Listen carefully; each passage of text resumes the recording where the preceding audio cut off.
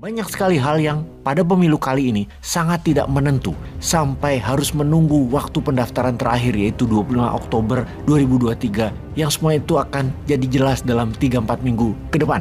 Pertanyaan dan pernyataan misalnya, akankah Caimin itu benar-benar setia pada janjinya kepada Anies, kepada Nasdem, kepada PKS? Akankah kalau rekeningnya cocok atau ada tekanan tuduhan kardus duren yang menduga adanya indikasi korupsi, kalau di KPK akan menjadi tekanan politik untuk Caimin, lalu mending mundur teratur, gak jadi tanding. Nah kalau begitu Anies sama siapa ya? Atau sama Ahmad Heriawannya PKS? Atau malah kalau Caimin mundur di akhir-akhir, PKS juga mendingan gabung Prabowo. Lah kan bubar kalau kayak gitu terjadi. Lalu di sisi incumbent, Gibran sudah diusung jadi cawapres. Gibran cawapres siapa ya? Cawapres Pak Prabowo bisa, cawapres Pak Ganjar bisa juga. Kalau Pak Jokowi dikasih jabatan Ketua Umum PDIP. Bu Mega jadi Dewan Pembina PDIP. Nah loh, kalau begini bingung gak tuh jadinya? Pak Ganjar nomor 2 di bawah Prabowo. PDIP bilang, kita partai pemenang dan kita lebih besar dari Gerindra. Pak Prabowo lah yang harus di bawah Ganjar. Atau mikir-mikir ribet, apa ditunda 2 tahun biar pada tenang semua? Bagaimana?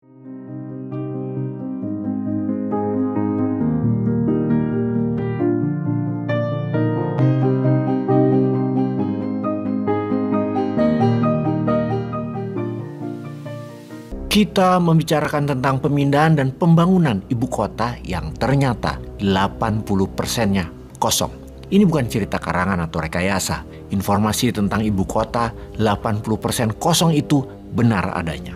Untuk itu, informasi ini sebagai pengingat, bukan pengkritik. Maklum, di suasana pilpres kali ini semua jadi pada sensitif. Banyak sekali hal yang pada pemilu kali ini sangat tidak menentu sampai harus menunggu waktu pendaftaran terakhir yaitu 25 Oktober 2023 yang semua itu akan jadi jelas dalam 3-4 minggu ke depan. Pertanyaan dan pernyataan misalnya, akankah Caimin itu benar-benar setia pada janjinya kepada Anies, kepada Nasdem, kepada PKS? Akankah kalau rekeningnya cocok atau ada tekanan tuduhan kardus duren yang menduga adanya indikasi korupsi, kalau di KPK akan menjadi tekanan politik untuk Caimin, lalu mending mundur teratur, gak jadi tanding? Nah kalau begitu Anies sama siapa ya? Atau sama Ahmad Heriawannya PKS? Atau malah kalau Caimin mundur di akhir-akhir, PKS juga mendingan gabung Prabowo. Lah kan bubar kalau kayak gitu terjadi. Lalu di sisi incumbent, Gibran sudah diusung jadi cawapres. Gibran cawapres siapa ya? Cawapres Pak Prabowo bisa, cawapres Pak Ganjar bisa juga. Kalau Pak Jokowi dikasih jabatan Ketua Umum PDIP. Bu Mega jadi Dewan Pembina PDIP. Nah loh, kalau begini bingung gak tuh jadinya? Pak Ganjar nomor 2 di bawah Prabowo. PDIP bilang, kita partai pemenang dan kita lebih besar dari Gerindra. Pak Prabowo lah yang harus di bawah Ganjar. Atau mikir-mikir ribet, apa ditunda 2 tahun biar pada tenang semua? Bagaimana? Nah, selagi kita pada bingung urusan politik, kita ke negara Turkmenistan. Kita ke ibu kotanya, Aşgabat. Jajaran gedung-gedung mewah yang luar biasa. Ternyata 80% gedung tersebut bukan dicat loh, tapi di cover menggunakan marmer berwarna putih yang dikirim dari Tiongkok. Mewah sekali. Kubah dan mausoleum berlapis emas adalah pemandangan biasa di gedung-gedung di Aşgabat tersebut. Dengan kemewahan ratusan gedung bertingkat, mencakup perumahan, kantor, dan pusat pemerintahan. Sekali lagi, ada satu ciri dari kota tersebut. Kota mewah Aşgabat tersebut, yaitu kosong. Hanya terisi 20%-nya saja. Bayangkan, dengan pendapatan penduduk di bawah $200 sebulannya, nilai bangunan apartemen itu setara 200.000 atau 500.000 dolar. Kira-kira mereka harus kerja antara 80-100 tahun lebih baru bisa membelinya.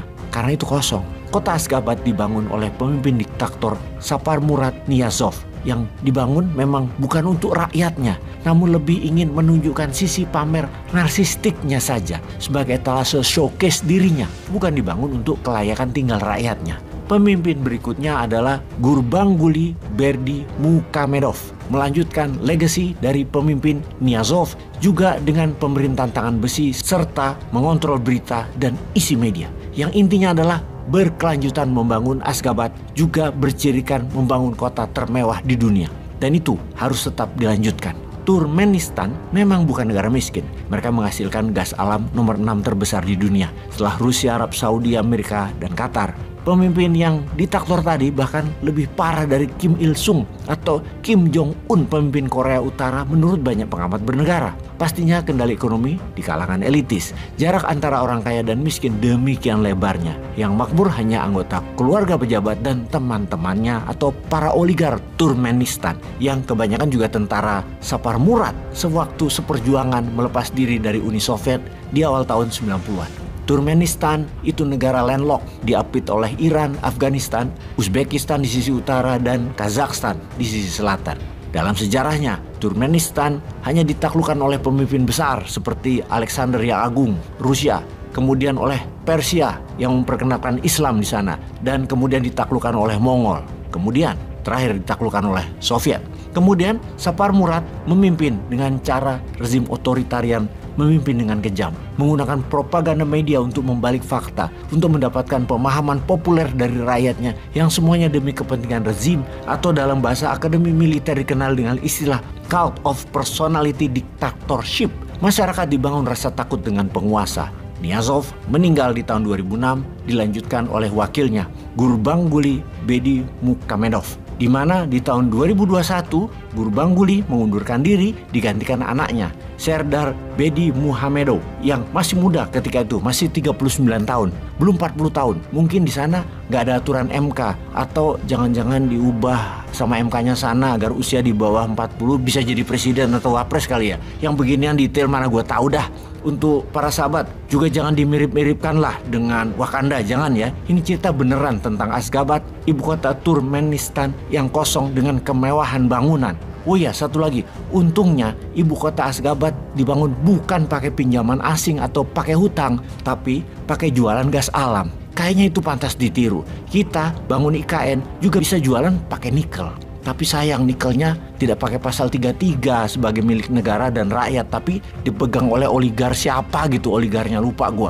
Oligar Peng-Peng kalau nggak salah. Yang oligar penguasa dan pengusaha itu kalau nggak salah nih ya, mohon pencerahannya. Intinya semoga dapat manfaat dari kota Aşgabat.